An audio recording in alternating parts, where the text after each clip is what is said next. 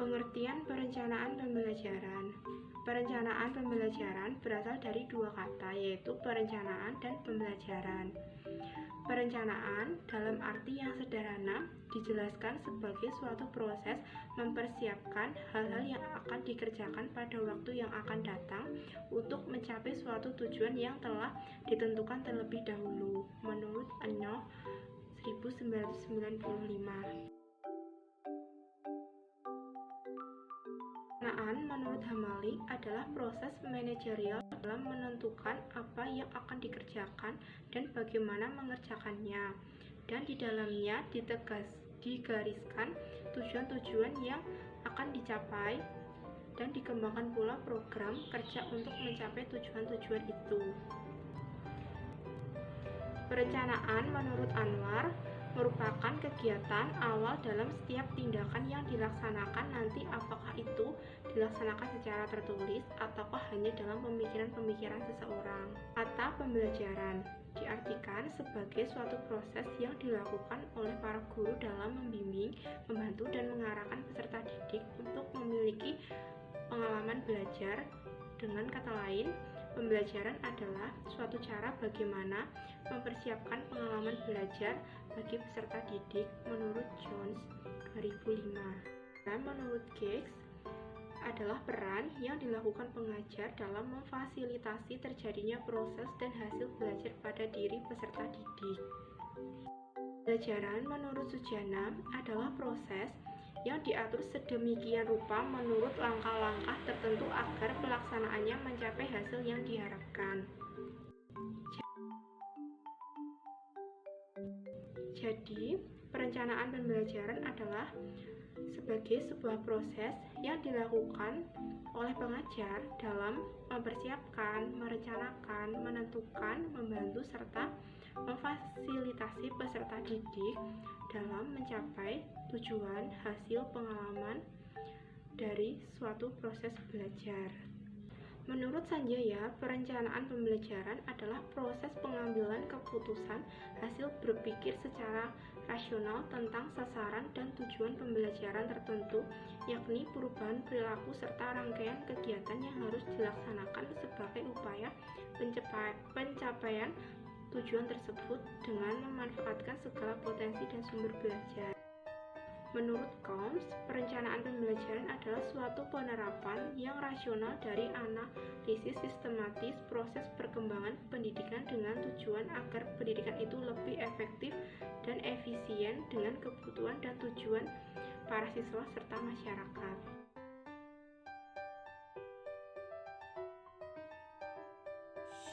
Fungsi, arti penting, dan manfaat perencanaan pembelajaran.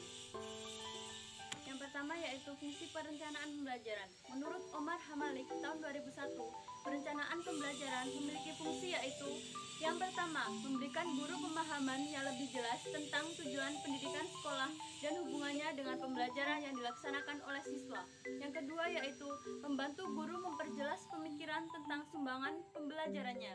Yang ketiga yaitu menambah keyakinan guru atas nilai-nilai pembelajaran yang diberikan dan prosedur yang akan dipergunakan. Yang keempat yaitu membantu guru dalam rangka mengenal kebutuhan-kebutuhan siswa, minat-minat siswa, dan juga mendorong motivasi belajar. Yang kelima, mengurangi kegiatan yang bersifat trial and error dalam mengajar dengan adanya organisasi yang baik dan metode yang tepat. Yang keenam, membantu guru untuk memelihara kegairahan mengajar dan senantiasa memberikan bahan-bahan yang up to date kepada siswa. Fungsi yang selanjutnya yaitu menurut Sanjaya tahun 2015. Yang pertama ada fungsi kreatif. Pembelajaran dengan menggunakan perencanaan yang matang akan dapat memberikan feedback yang dapat menggambarkan berbagai kelemahan yang akan terjadi. Yang selanjutnya yaitu fungsi inovatif. Suatu inovasi hanya akan muncul seandainya kita dapat memahami antara kesenjangan, harapan, dan kenyataan. Kesenjangan itu hanya dapat muncul manakala kita memahami proses yang dilaksanakan secara sistematis. Proses pembelajaran yang sistematis itulah yang direncanakan dan terprogram secara utuh. Yang selanjutnya yaitu fungsi selektif. Untuk mencapai tujuan pembelajaran, kita dihadapkan pada berbagai pilihan strategi. Melalui proses perencanaan, kita dapat menyelesaikan strategi mana yang akan cocok untuk tujuan pembelajaran tertentu.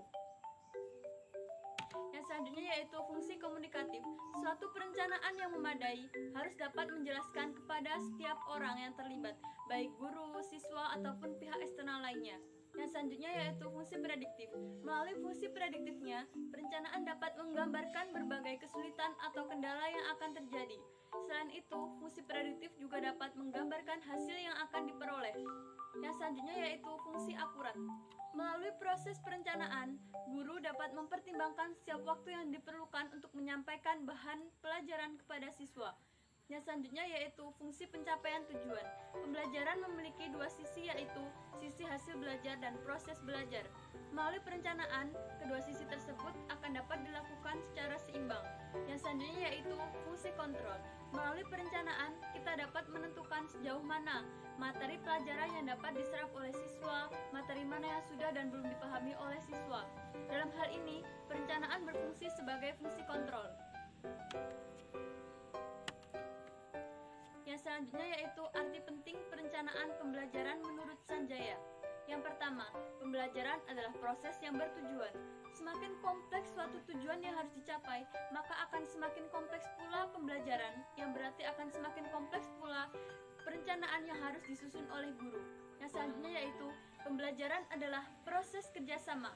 Proses pembelajaran minimal akan melibatkan guru dan siswa. Guru perlu merencanakan apa yang harus dilakukan oleh siswa agar tujuan pembelajarannya dapat dicapai secara optimal. Yang ketiga yaitu proses pembelajaran adalah proses yang kompleks. Pembelajaran bukan hanya menyampaikan materi pembelajaran, akan tetapi adalah suatu proses untuk membentuk karakter siswa. Mereka memiliki minat, bakat, dan juga potensi yang berbeda-beda, sekaligus gaya belajar yang berbeda satu sama lain.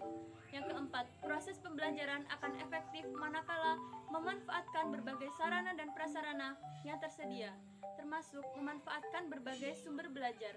Untuk itu, diperlukan suatu perencanaan yang matang. Bagaimana memanfaatkannya untuk keperluan pencapaian tujuan pembelajaran secara efektif dan efisien. Yang selanjutnya yaitu manfaat perencanaan pembelajaran menurut Sanjaya.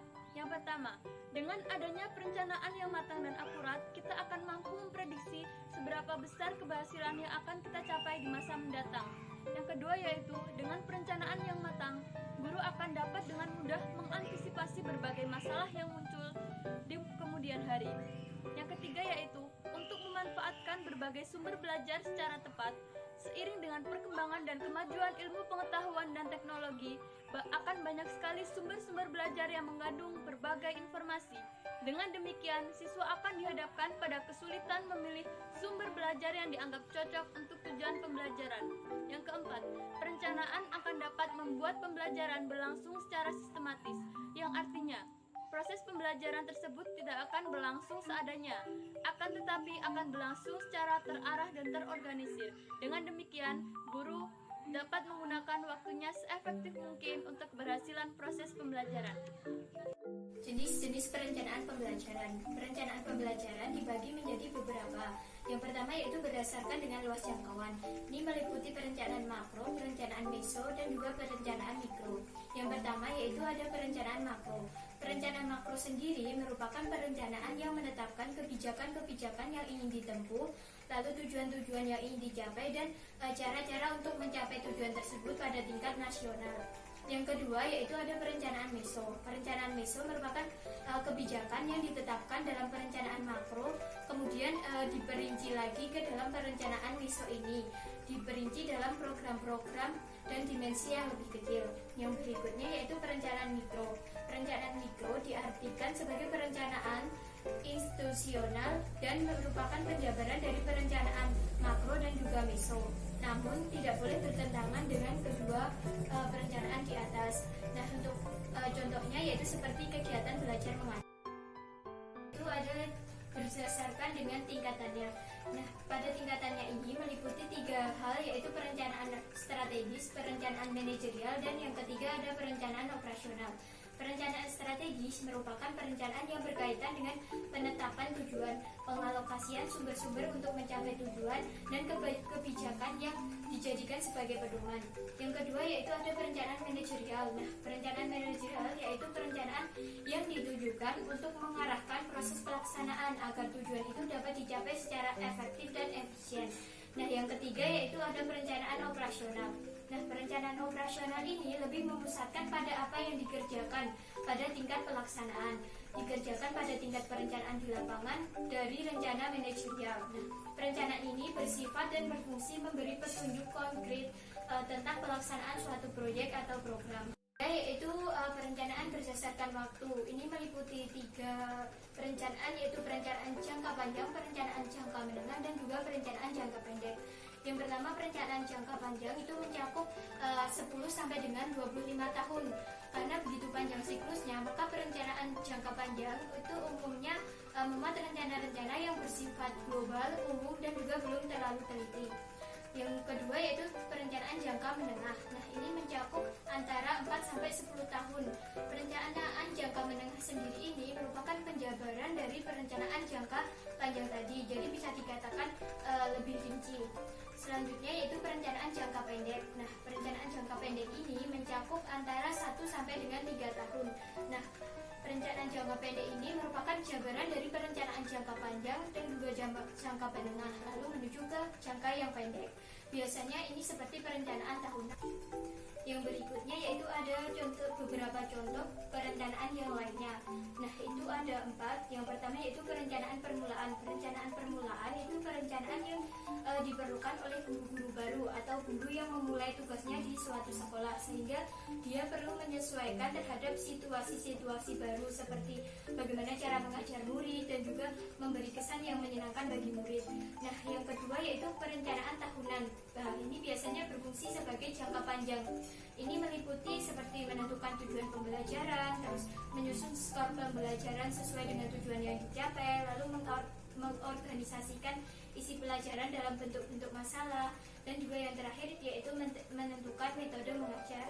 Nah, yang ketiga ada perencanaan hari pertama. Perencanaan hari pertama ini seperti melakukan hal-hal yang bersifat rutin, prosedur dan bahan pengajaran, pengaturan tempat duduk murid, dan juga pendekatan guru dengan murid.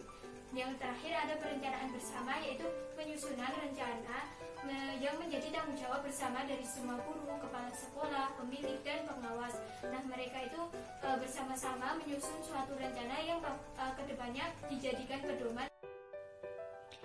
Prinsip-prinsip perencanaan pembelajaran yang relatif berlaku secara umum menurut Syaiful Sagala tahun 2012 ada 4 diantaranya, yaitu yang pertama, prinsip perkembangan. Prinsip perkembangan ini, siswa yang sedang belajar berada dalam proses perkembangan dan akan terus berkembang. Kemampuan anak pada jenjang usia dan tingkatan kelas yang berbeda sesuai perkembangannya. Hendaknya seorang guru memilih bahan dan metode belajar yang sesuai dan juga memperhatikan menyesuaikan kemampuan anak, karena perubahan ada yang cepat dan ada yang lambat. Oleh karena itu, guru hendaknya mengerti dan bersabar dalam melaksanakan tugas pelayanan bagi siswanya.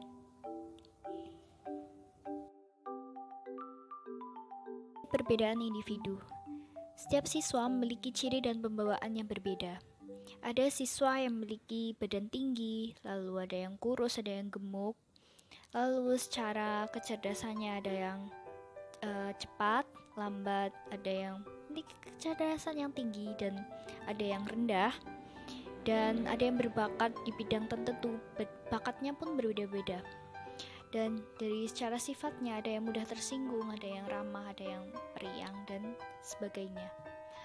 Untuk dapat memberikan bantuan belajar bagi siswa, maka guru harus dapat memahami dengan benar ciri-ciri dari siswanya tersebut, baik dalam menyiapkan dan menyajikan pelajaran maupun dalam memberikan tugas-tugas dan pembimbingan belajar siswa. Guru hendaknya menyesuaikan dengan ciri siswanya masing-masing dengan melakukan penyesuaian belajar dengan perhatikan perbedaan individu ini sepenuhnya. Yang ketiga, prinsip minat dan kebutuhan anak. Setiap anak mempunyai minat dan kebutuhannya masing-masing. Bisa dipengaruhi, perbedaan itu bisa dipengaruhi karena lingkungan, keluarga, tempat tinggal, dan lain-lain. Dalam hal pembelajaran, bahan ajaran dan penyampaian sebisa mungkin disesuaikan dengan minat dan kebutuhan anak tersebut. Walaupun hampir tidak mungkin menyesuaikan pembelajaran dengan minat dan kebutuhan setiap siswa. Meskipun demikian, sebisa mungkin perbedaan minat dan kebutuhan tersebut dapat dipenuhi. Pembelajaran perlu memperhatikan minat dan kebutuhan, sebab keduanya akan menjadi penyebab timbulnya perhatian. Sesuatu yang menarik minat dan dibutuhkan anak tentunya akan mendapat perhatian yang lebih. Dengan demikian, mereka akan lebih belajar sungguh-sungguh. Yang keempat yaitu prinsip motivasi. Motivasi perlu ditingkatkan dari dalam diri siswa, karena dari motivasi ini mereka akan lebih berniat bersungguh-sungguh dalam belajar. Oleh karena itu, ada hal-hal yang dapat dilakukan seorang guru dalam perencanaan pembelajaran untuk membangkitkan motivasi belajar siswa. Di antaranya yaitu, yang pertama yaitu mempersiapkan menggunakan cara atau metode dan media mengajar yang bervariasi.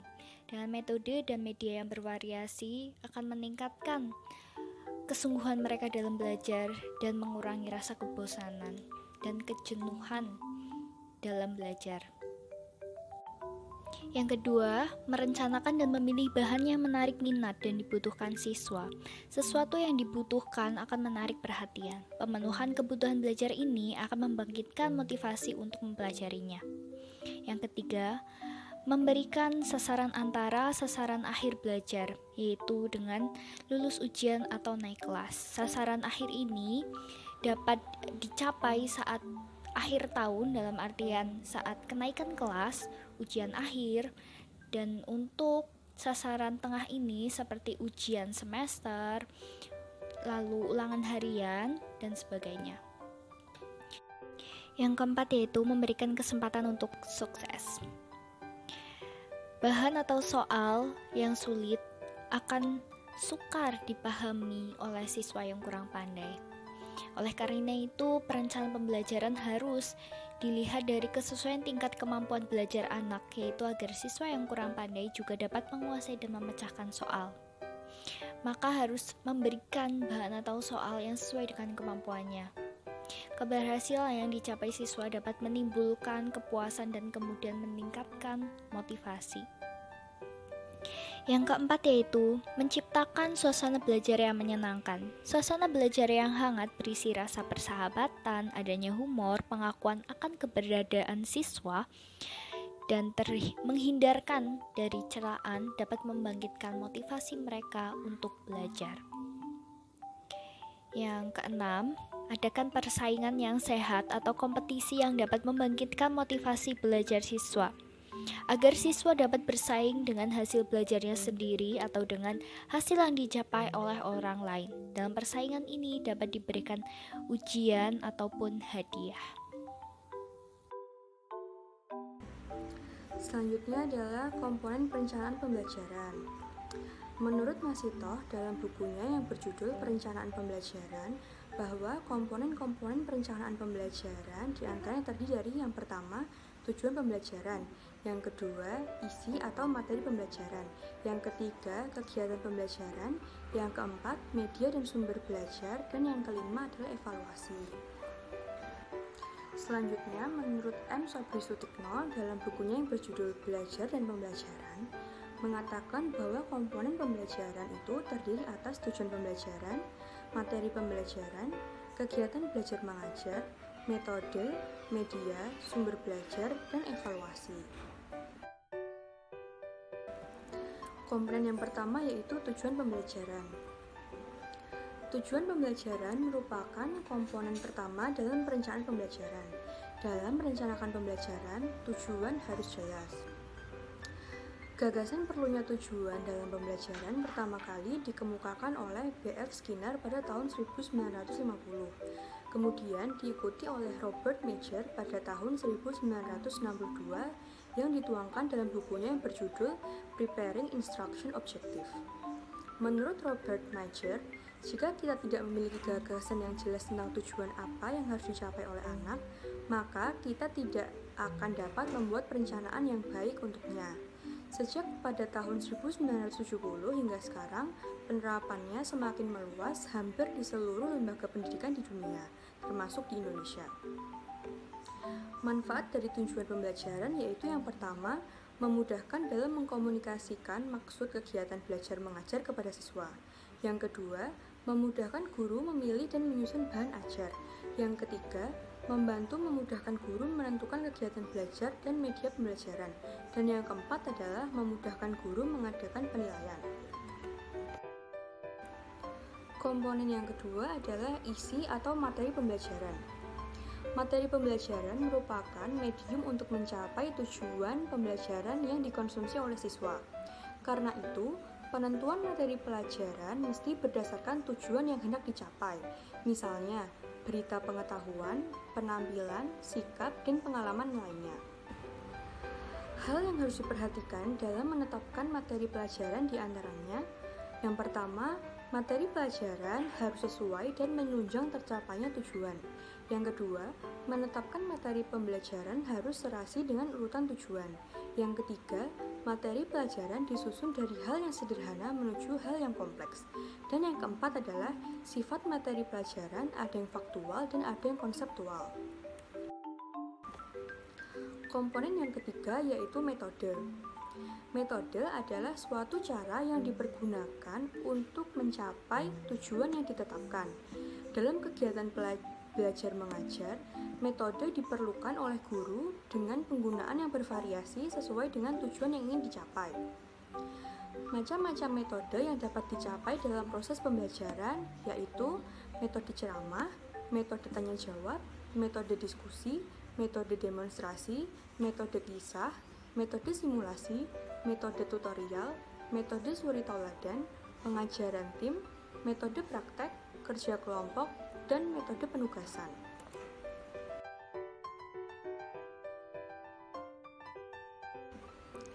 Komponen yang keempat yaitu media dan sumber belajar. Media adalah segala sesuatu yang dapat menyampaikan dan menyalurkan pesan dari sumber secara terencana sehingga tercipta lingkungan yang kondusif di mana penerima dapat melakukan proses belajar secara efisien dan efektif. Sedangkan sumber belajar adalah segala sesuatu yang dapat dipergunakan sebagai tempat di mana materi sumber belajar terdapat. Menurut Nasution, sumber belajar dapat berasal dari masyarakat dan kebudayaannya, ilmu pengetahuan dan teknologi serta kebutuhan siswa. Sumber belajar dapat dibedakan menjadi dua. Yang pertama, sumber belajar yang direncanakan, dan yang kedua adalah sumber belajar karena dimanfaatkan. Sumber belajar yang direncanakan adalah semua sumber yang secara khusus telah dikembangkan sebagai komponen sistem pembelajaran untuk memberikan fasilitas belajar yang terarah dan bersifat formal. Sedangkan sumber belajar karena dimanfaatkan adalah sumber-sumber yang tidak secara khusus didesain untuk keperluan pembelajaran, namun dapat ditemukan di aplikasi dan digunakan untuk keperluan belajar. Komponen yang terakhir yaitu evaluasi. Menurut M. Sobi-Sutikno, evaluasi adalah suatu tindakan atau proses untuk menentukan nilai dari suatu tindakan atau suatu proses untuk menentukan nilai dari sesuatu. Sedangkan menurut Masitoh, evaluasi adalah suatu proses memilih, mengumpulkan, dan menafsirkan informasi untuk membuat keputusan. Berdasarkan Undang-Undang Sidiknas Nomor 20 Tahun 2008 Pasal 58 Ayat 1, evaluasi belajar siswa dilakukan untuk memantau proses kemajuan dan perbaikan hasil belajar siswa secara berkesinambungan. Syarat-syarat umum evaluasi yaitu yang pertama, validitas, yang kedua, reliabilitas, yang ketiga, objektivitas, dan yang keempat, efisiensi.